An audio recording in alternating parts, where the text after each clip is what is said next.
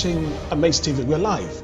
And in case you're just tuning in, we would like to welcome all our viewers. And we're talking about future teachers, leadership. And you can see on my right, I have Dr. Elizabeth Negus, educator and charter teacher. And also on my left, I have Dr. Alison Taysom, principal consultant. So please join us, do call the line. And of course, you can send your comments on Facebook and all the social media platform at Amaze TV. Thank you so much. Now, if I may come back to you, Dr. Elizabeth. Yes. In your experience, yes, as a charter teacher, the challenges of race, yes, the challenges of single moms, the challenge of adult students, the challenges of faiths, the different faiths. In your experience, how can we build up, and eradicate some of these challenges of education within this race, faith, culture? Yes. Very important question. Yes. We are living in an age, where we speak a lot about diversity and inclusivity. That's right. I think it was 2020 when that act was brought into force, that there should be in every industry, there should be a degree of diversity and inclusivity. Well, okay, here we are, 30 years plus in teaching, and on one hand, things have got better because we now have easy access and open access to adults who, adults, single moms, people from different ethnic backgrounds who now have an opportunity to go to university. Their parents didn't go, and going to university is quite a big thing. So I can say with all honesty that yes, I can walk into a classroom and I can see that, hold on, this is not the Victorian period. He'll end the 21st century, and I've got a range of students in front of me with different faiths, yes, colors, backgrounds. That's right. Yes, and of course I've taught on the access course for many years. I've taught, mentored university students, and I can see again some of them in their 30s, 40s, 50s, going to universities. So that I can say that we've made great progress, stringent strides in ensuring that everyone has access to education. The problem is, and you asked just before we went on the break, you did ask Dr. Tayson about the black-white divide. That's right.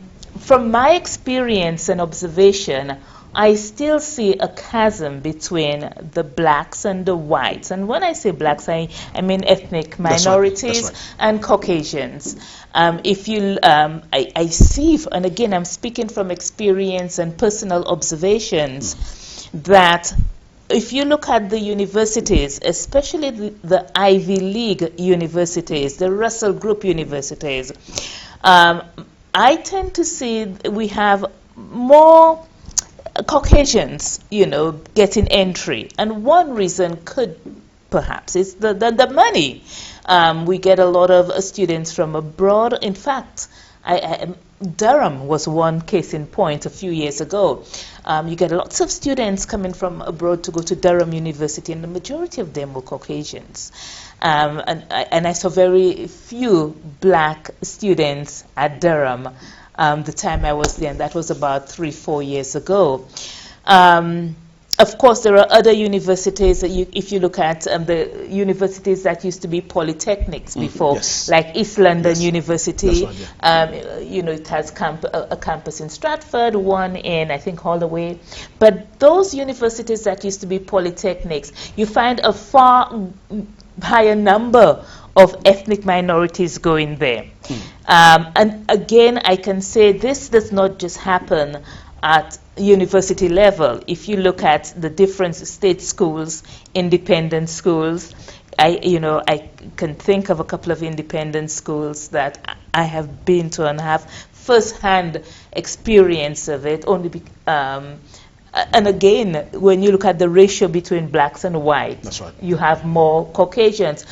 Part of it is, a lot of these children, my research shows that their parents have gone to great universities, and they understand the importance of having a good education, and that's just been passed down to the children.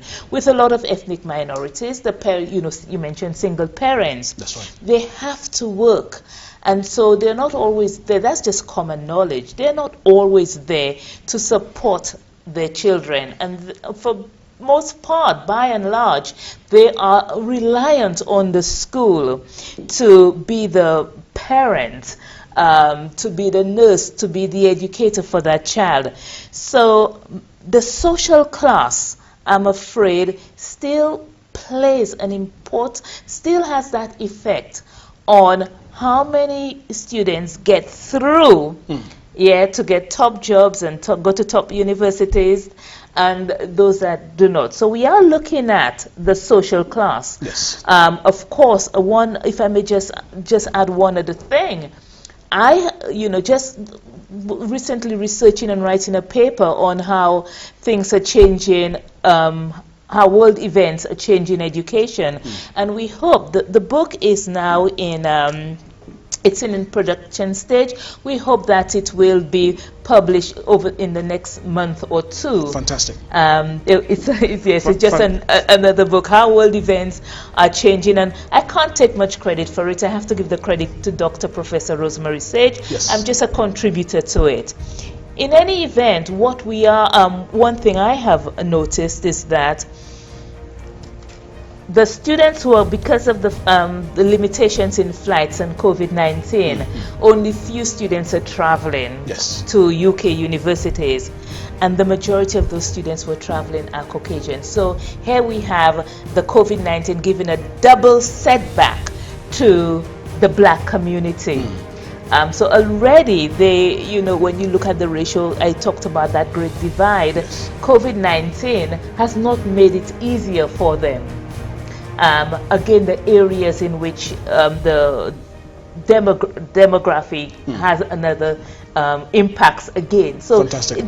Yes. We'll come to the COVID-19 because we're running out of time. Yes. Now, I want to give Dr. Taysom to really. I want the viewers to get the details, the project that you're setting. So I want you to really elaborate the